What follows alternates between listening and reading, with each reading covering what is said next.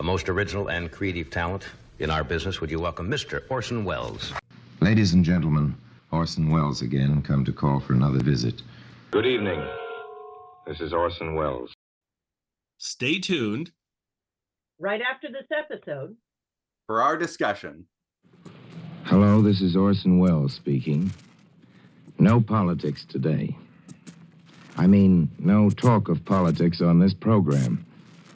This particular Sunday, our concerns are too personal for an honest job on public matters, excepting ours. This last week, the world could have come to an end for all we of the Mercury Theater knew or cared, because our show about going around the world, the one that's taken these broadcasts these last few weeks on such a merry chase from Boston town to Philadelphia, opened finally on Broadway.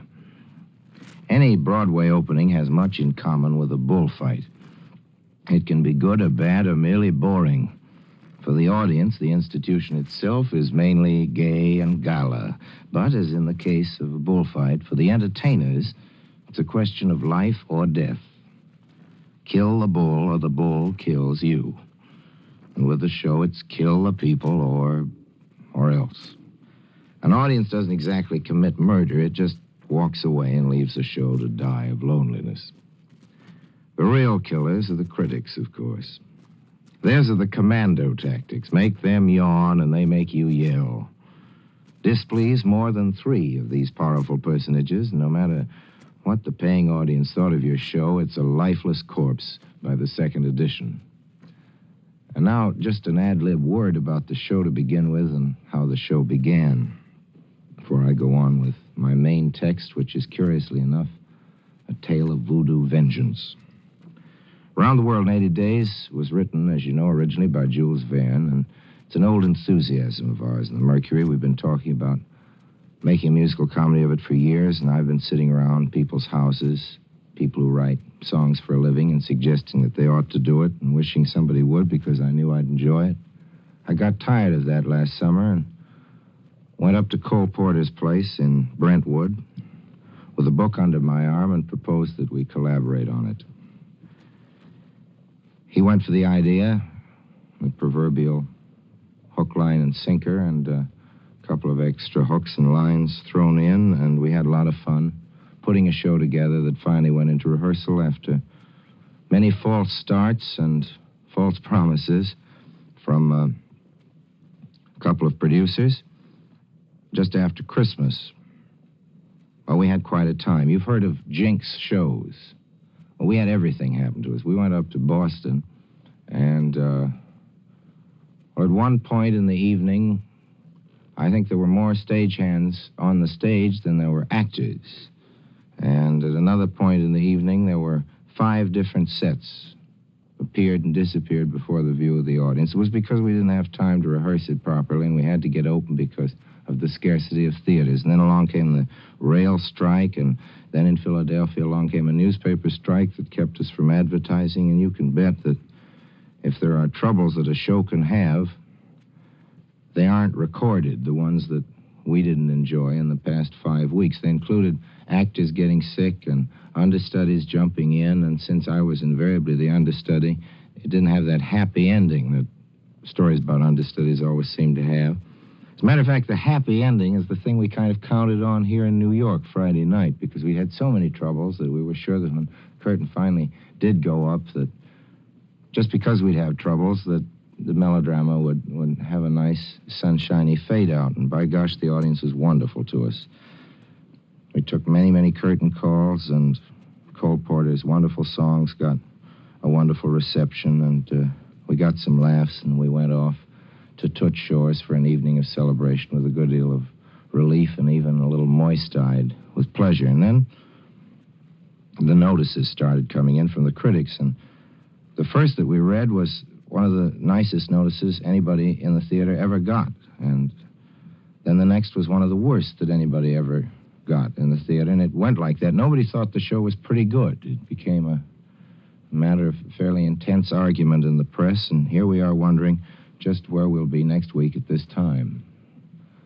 Tune in next week, same time, same station, and I'll tell you. What about these critics? While if their wisdom is not that of Solomon, their judgments go unquestioned. They deliver the swift justice of an oriental court.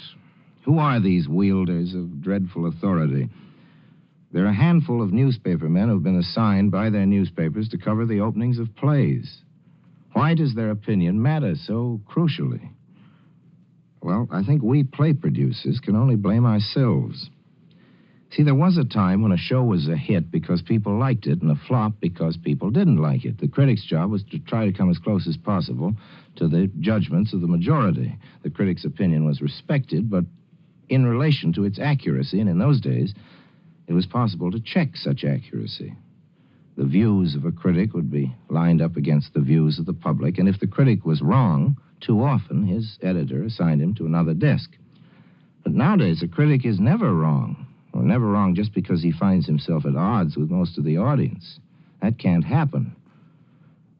Show never runs long enough to prove such an inaccuracy. A critic is only wrong when he finds himself at odds with most of the other critics.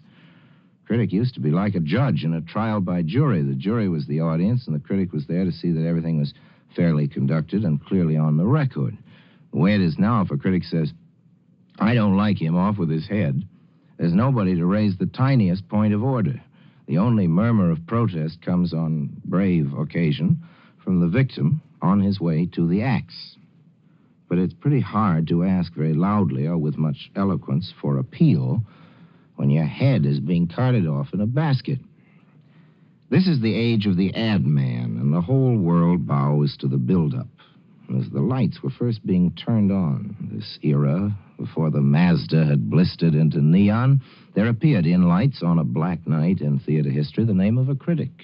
That's when all the trouble began. I think this critic was Alan Dale. I'm not sure of it, and I think the quote illuminated over his name went something like this: "Al Jolson's new show is terrific." I think that was the gist of it, but I have the documentation at hand. The irrefutable fact is that from the moment theatrical producers began starring theater critics in space advertisements, the opinions and prejudices of theater critics began to matter more decisively than any opinion or prejudice should ever matter in the life expectancy of any play. Producers, you see, spend more money in a week publicizing the critic than the critic earns in a month, and this advertising has most definite, most conclusive results. The more the names and likenesses of critics are carried over their favorable comment, the more impossible it becomes to quarrel with that comment when it is bad, no matter how fair a fight you think you can pick. There have been a number of stout-hearted tries at picking such fights in this past season. You've read about them. On the face of it, you'd think men like Maxwell Anderson, Irwin Shaw, Harold Clurman, Elia Kazan, Ben Heck, Charlie MacArthur would be fairly formidable adversaries. But in a matter of months, the months that these quarrels have taken place in, the critics have outfaced every one of these eloquent notables without a blink. To challenge the critics is not even like tilting at windmills, it turns out. A windmill is comprehensible. It functions according to given laws, and it is the tilter who is lawless. A windmill is also decorative and serviceable. Concerning the critics, no comment. Fighting the critics is like fighting fate. It's hopeless heroics, for critical opinion has become incalculable and unanswerable, like the weather. And though we may argue about the subject, we don't do anything about it any more than we would do battle with the elements. He who would fight a critic, then, is not so much a Quixote as a Canute. The only folks who do anything about the weather, as you know, are rainmakers, juju men, mumbo-jumbo guys, and other such practitioners of the more primitive remedies. I'm not too superstitious, but coincidence stretched out a very long arm one day and laid it on the unsuspecting shoulder of a drama critic. I hope it was coincidence that killed him, but if it wasn't, it was me. There are voodoo men, real honest-to-gosh voodoo men, who believe to this day that I am a murderer. It may be so, and if it is, I must confess to a certain evil glow of satisfaction in the knowledge that my victim was no mere prince or president, because it always seemed to me, for example, that almost anybody could have killed Hitler. My homicide was more ambitious.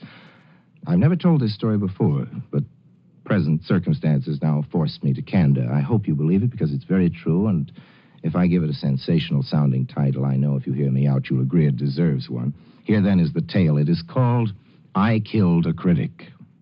Little music, please. We don't have music, but pretend we're playing it. Out of respect to his family, the critic will have to be nameless, and because certain members of the cast are somewhat involved in my guilt, the show had best remain also anonymous in this chronicle of the dark deed. When I say that this was a production of ours involving a small army of real voodoo black magic experts, many of them directly imported from the African continent, the curious will be able to trace down the show and even the feckless journalist whose shadow came between us and the sun.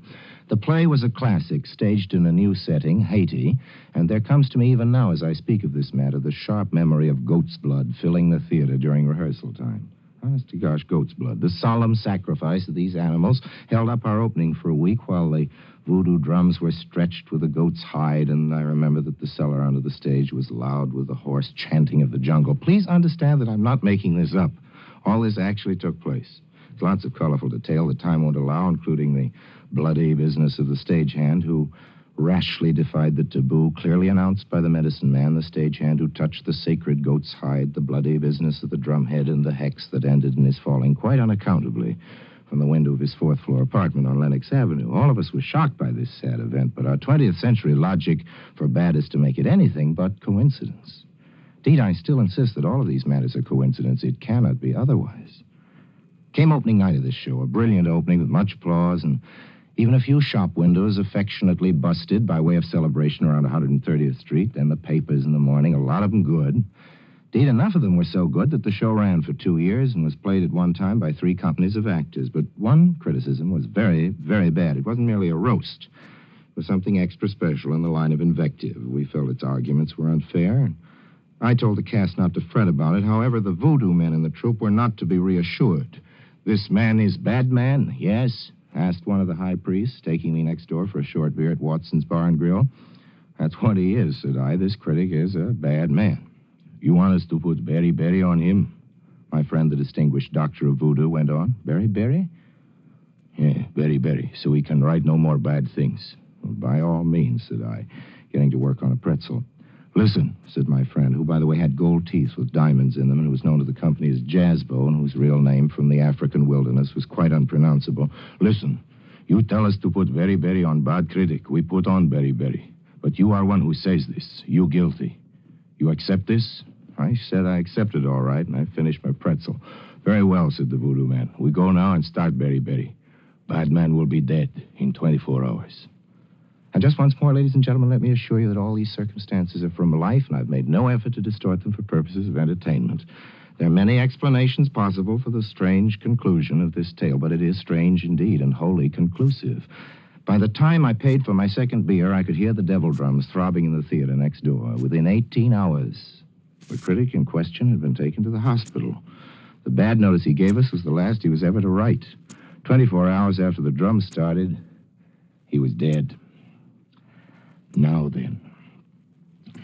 Our show around the world, which is getting ovations from audiences, got, besides a couple of wonderful raves, more than 3 roasts. These bad notices may be enough to close the show. On the record, and according to averages, they'll be enough because our payroll's high. We can't afford to keep running as long as we need to for word of mouth to get us rolling. That puts your obedient servant in the hole, way down deep in the hole. And what's worse, it throws an awful lot of nice folks out of work.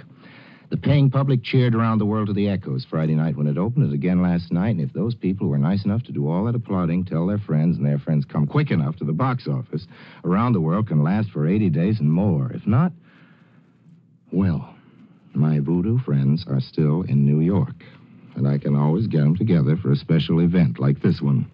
And I wonder then if the little handful of newspaper men, more than 3, who tore us to ribbons without mentioning that their opinion was at odds with the audience's, I wonder if those gentlemen will notice in the pulsing summer air the throb of voodoo drums. I'm not threatening you, gentlemen. I just thought I'd mention it. Of course, it's absurd to suggest that a playwright should have the power to kill a critic. But isn't it just as absurd to suggest that a critic should have the power to kill a play? Now I see my time's up. Thanks for letting me make my little threat. Tune in the same time, same station, next week, and if the drums are beating, you know what happened to your obedient servant, Orson Welles. Well, hello, everybody. This is Buck Benny speaking. I'm joined with my friend John Henderson here, who's usually not here for Orson. He's making a special appearance over on Orson today, which I'm excited about. We have Vincent Longo, our resident historian specialist on. Actually, these next two episodes are going to have a lot with Vincent because it really focuses on the show, Around the World in 80 Days that he did as a stage show, and then we'll be talking about next week when it was done as an actual radio show presentation. And then we also have my friend Terry, who is here to join us from Imaginary Theater. And hello. And Terry, where are you at with the science fiction episode? Is it out yet or close? Or Well, much like Orson Welles, I'm having a little problem with the staging of this one. We've got too many props, and the wild animals are not getting along well with each other, so it's not quite ready for Broadway yet. But and you haven't got the train worked out where it rides through. The train is definitely not working yet. Definitely. But I'm hoping before the end of May it'll be ready. Yeah. May 2022 or 2021? Well, I'm not ready to commit to that yet. Oh, good. All right. But come what may, it will be ready. Come what may, that's good. May the 4th be with you. So anyway, thank you very much. On we go. So this episode of Orson Welles, he's going to spend a lot of it on his play. In fact, probably more on his play than he's ever done. And it's just neat. I don't know. I'm really going to be interested to see if Vincent learned anything new in this, or whether he knew all of this, because he shares a lot about the play and things. So let's go with it. Let's go to Vincent first to get his thoughts on it and what he learned from this. Yeah. So, I mean, after a short return to normalcy, where he's, normalcy in the sense of he's just talking politics, he's gone back to Around the World and as you said, completely back to Around the World. And he's in complete save mode because the play premiered on Broadway this weekend that this is taking place. And to say the reviews were bad, I really think is an understatement. And he doesn't admit that fully. He seems like, oh, it's just a few critics. But I would say the reviews are generally very bad. There's very little evidence that any audience loved and adored it. I mean, but I would say that the reviews were mixed at best. So I pulled some good ones. I will say though, I learned recently that the bad reviews probably were also a part of the air conditioning system did not work in the theater. It was extremely hot. And it was supposed to be working. And so many reviewers, as I went back and read them for this podcast, mentioned the heat. And they specifically mentioned coming out of the theater and having relief because it was so hot in there. So I'm sure that didn't help anything. Didn't help the actors, I'm sure. But critics complained about the lack of cohesion. Some people called it dull, amateurish. They hated, as I've mentioned a couple times, Cole Porter's score, which was described as inferior.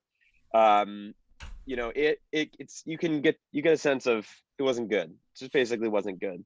And so Welles is worried that it's going to tank his show, basically. And everything ensues from there for the rest of the episode of him sort of complaining about critics. Yep. Okay. Terry, what did you get on this, or anything that stood out to you? Well, let me just say that in league with my fellow producer, I think Orson Welles, while he certainly bears the responsibility, it is his show in so many ways, he does not bear the sole responsibility for this show. And this is going to sound sacrilegious to aficionados of musical theater and of music. But I think part of the problem with this play is Cole Porter. This is not his best work. And I don't know why the critics weren't focusing on him. Maybe they were afraid to, but he's dead now, so I don't have to worry about being sued by him or his estate. I think this was not a particularly well composed book where the music is concerned. Mm-hmm. And so Welles did what he could, and maybe did more than he should have done with it, because it was a really ambitious production. But he wasn't in it alone, and that's something to keep in mind, I think, with theater in general and with movies, of course, and television programs too. But that's my the thing that struck me most when I started listening to it was I almost couldn't believe it was Cole Porter. It was so below par. Now, so the music's available because I haven't listened to the music. So the music, somehow you can hear the music as a soundtrack available or something. I mean, it's available in two ways. One is the the cast recording, which is basically was like a PR stunt. That'll be in, the next week's episode. Right. And then later, like way after the show, I think it was like the 60s or 70s, Cole Porter went back and was doing like re-recordings of all of his stuff. And Larry Lawrence, who played Passepartout, sang all the songs of the show, even songs that got cut from the show. So those are the two ways that you can listen to the music. I mean, I will say, Terry, critics did focus on Cole Porter quite a bit, not as much as on Wells, just because I think Wells is first a better punching bag, but secondly, he's got a big target. Yeah, I mean, they were just sort of like, Cole Porter's music isn't that good. I mean, the thing is, some people like some music and other people didn't like it. They just never agreed on what songs they liked. The one song that they like, and it's actually in the recording, is If I Tell You I Love You. And I don't know why people liked it, but people did. But anyway, the other thing, Wells's book itself is not funny. The story is also, everybody knows the story. So there's nothing holding people along unless it's funny or unless the music's good. But they did like all the spectacular things. It's the one thing I left out of the reviews, is that they loved the circus, they loved the magic, they loved the movies, they loved all that sort of visual stuff. But they thought everything else was just sort of like an excuse to put on a musical theater that's 2.5 hours long.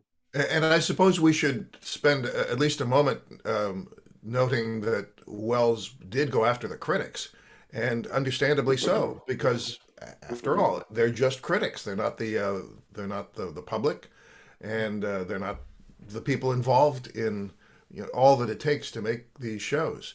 Right. I had the good fortune to be a student of and then become a friend with the great playwright Jerome Lawrence, and in his home he had a couple of seats which came from, I wish I could remember which theater it was, but some theater that was demolished on Broadway, or maybe it was rebuilt. I'm not sure about that, but he managed to get 2 seats from that theater, and they were the 2 seats that the critics usually sat in. And he had those 2 seats placed at the entrance to his home, and he used to say that whenever he came home, he would spit on those seats. Even though he got good reviews, there was this sort of visceral response to critics. Yeah. Yeah. Well, John, what was your take on this episode? Well, one thing that I have always liked about Orson Welles is sort of like the legend of Orson Welles, you know, like, he's known for this and sort of this mystique and something that you can't quite grasp and understand, not to mention his gravitas and all that. So listening to these commentaries, it is a little bit sad because I'm starting to get to know him a little bit better, and he's becoming a little bit more human as opposed to the legend. So I like to think of Orson Welles still in this sort of unrealistic way. Yes. But realistically, I think one of you mentioned Vincent, this is a story that people have already heard and things like that. I think that Orson Welles really loved the story of Around the World in 80 Days. And he thinks, if I put it on, everyone's going to love it because I love it, right? So maybe there is some of that playing into it. If you know more about some of the magic that was in this play, I'd love to hear about it, because you mentioned there's some magic things, but I can't possibly imagine how you would fit magic into Around the World in 80 Days. Yeah, so we did talk about it in an earlier episode, but just sort of like a summary. So Wells was an aspiring magician. He was a member of the Society of American Magicians, and he ties it in sort of narratively in a couple of ways. I mean, the one is there's literally a circus that they attend, and he plays this sort of faux Oriental magician, and it actually gets tied in the narrative because it ends up being an excuse to try to kill Passepartout. Actually, he's trying to make him disappear. He's just about to shoot him, and the trick actually works, and he's sent into the audience. And then there's other times where they're in India, I believe, and then they do the what's called the Indian rope trick, which is like a, the rope sort of goes to the ceiling. So it was like moments like that where it's just sort of tied in different places, different locales. I think it's really one of the main reasons that Wells wanted to do. I mean, he did love Around the World, but I think he also wants to just throw in magic places because this is like when he's really becoming interested and invested in magic in the mid 40s. Yeah. Have you seen the film that he did? I don't know what it was, the 80s or something like that, that was all about magic? Do you mean like the magic show, or do you mean like F for Fake, where he's like does magic tricks like in the middle of the documentary kind of thing? That's the one. Yeah. Yeah. No, he's actually a good magician. I mean, he's not like David Copperfield or something, but he's not bad at doing magic. There's a funny story that he tells once. I don't know how true it is, but when he first came to Hollywood, he went to a producer's party, and all the entertainers there would wait in line, and when it was their turn, they could like do something fun. And Wells said he put a rabbit in his pocket at the beginning of the night, waiting for his turn to go in there.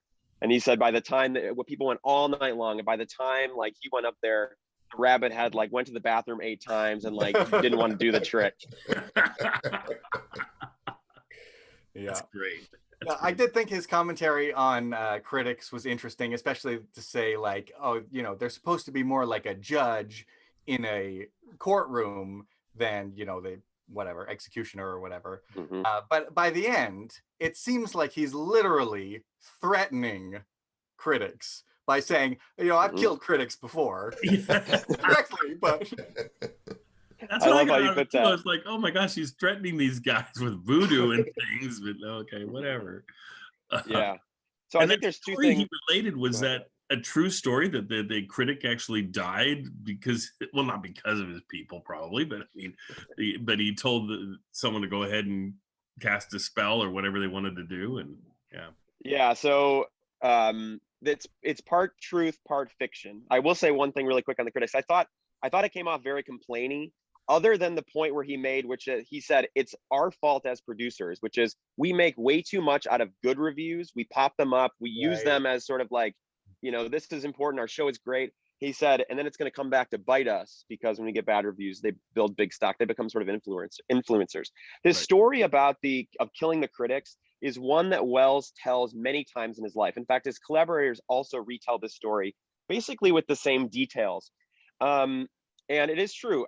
Percy Hammond, who gave Wells's Voodoo Macbeth, basically the only bad review, died 48 hours later. He died of pneumonia, technically.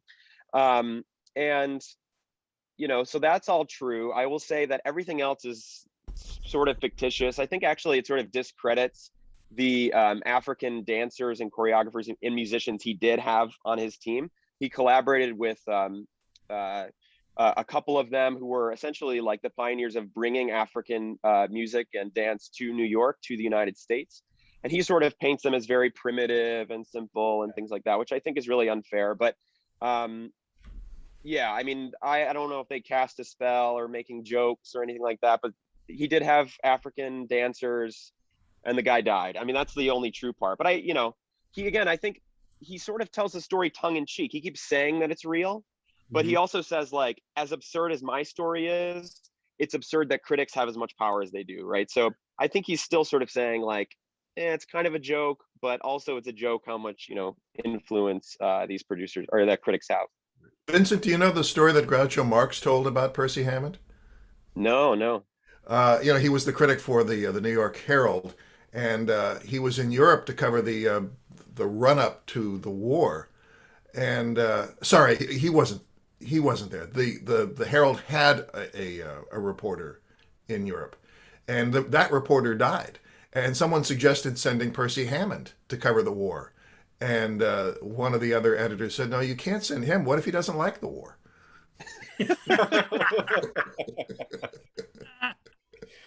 Great. Well, I was going to point out or just mention that it seems like lately, the last, 20 years, 15 years, critics, at least for movies, haven't been as powerful as they were before that. It seems like there's some movies, the Marvel films and so forth, that are kind of critic proof, where they just sort of do well no matter what. And I've noticed a lot more of that and a lot less of and then maybe it's because people aren't reading newspapers as much, where they read from the critics and things. I don't know what's going on, but I do know that when Siskel and Ebert were at their peak in the 80s or so, if you got 2 thumbs down by Siskel and Ebert, you were kind of done. Your audience would be horrendously small. So I think at that point, modern critics had their absolute peak in those 80s and early 90s when Siskel and Ebert were doing their thumbs up and thumbs down thing. Also, that was always kind of a harsh to me. It was like an on or off switch is a lot for a critic to, it's not like, oh, well, I gave it 2.5 stars, so it's all right. But it's like, no, it's either up or down. And it was like, that was pretty harsh to some movies. I would assume some folks that were doing the films would be like, oh man, we almost got a thumbs up, but we didn't quite. And so now we're done. But did anyone else has noticed that same trend or not? Yeah, you look at like Rotten Tomatoes and you just get a summary of like hundreds of critics. Right. Nobody's actually reading what they say. Right. I agree. Yeah. I mean, I think it's also the most read critic thing currently. Yeah. Yeah. I mean, it's 2 things, I think. One is fan cultures in largely movies have sort of supplanted that. They're sort of immune, like you said, with the Marvel is a good example, Star Wars another example. The other thing though is like these aggregates, right? It's not only about critic aggregation, but it's also about fan aggregation. So people are just like, what are more common people? So in that way, I think the internet has democratized like control. I mean, I'm not even sure people maybe like look and just say like, oh, it's gotten 1,000 10-star reviews on IMDb or something. Oh, okay, it's probably okay. And then then they go. Right. So I think it's just the power is sort of split in a way that it was not before. But I will say, even today, with our critical area, how it's different than back then, the critics don't have the same power today. I still don't think Around the World in 80 Days would be a hit. No.